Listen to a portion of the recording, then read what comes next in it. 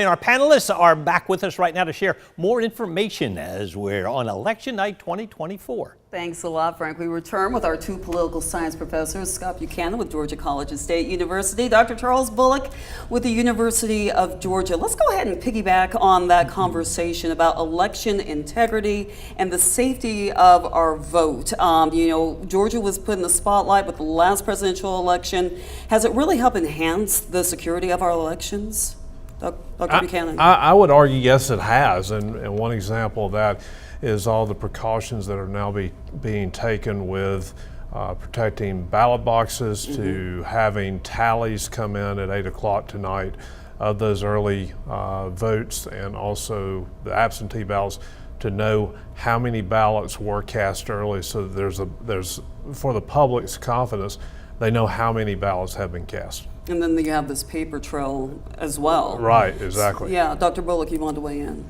Yeah, no, we actually had very secure elections 4 years ago. And some people didn't think so, but when we went through and did a hand count of those 5 million ballots, it essentially showed the same thing as was coming off the readers from having had the ballot scanned. So, yeah, historically, there was a lot of funny business that took place, particularly in rural parts of Georgia. Sure. But that was a while back, So, yeah, right. So. Yeah, and Georgia has been under the spotlight when it has come to voting because of, the history of the state. And now, we have very secure elections. Is more of that a PR kind of move, or, do you think it really helps and enhance the process? Yeah. Well, until 24 years ago, until 2000, nobody gave a thought about what happens once you cast your ballot. And then down in Florida, the whole thing gets decided by 527 votes. Hanging chads. Yeah, right. So what happened here, and was this fair, and everything. And so that's what really began to focus Americans on, maybe there is something that happens once you walk away from your vote. And so that then did build some concern about what happens. Let's look at this.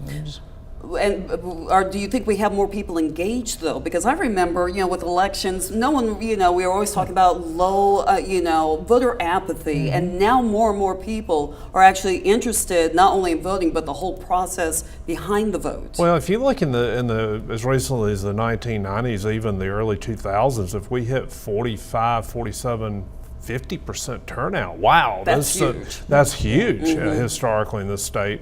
But we've seen a steady trickle up in the last several presidential election cycles, higher and higher turnout. So yeah, I would say the voters are much more interested than they have been historically.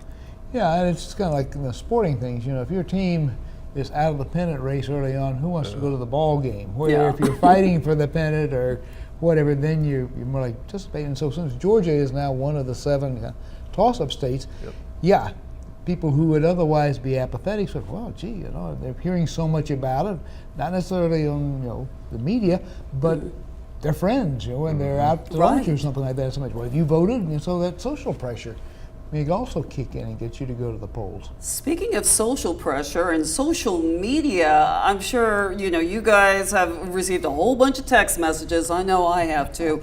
And I don't remember, beforehand getting so many text messages from both candidates, for these different committees. What do you think about that, Dr. Bullock? Yeah, well, what is being discovered is that particularly for the younger voters, you've got to do more than simply run ads on television. You can run $10 million behind an ad and go and talk to a group like Scott and I have in our classes, and not one of those kids will have seen it.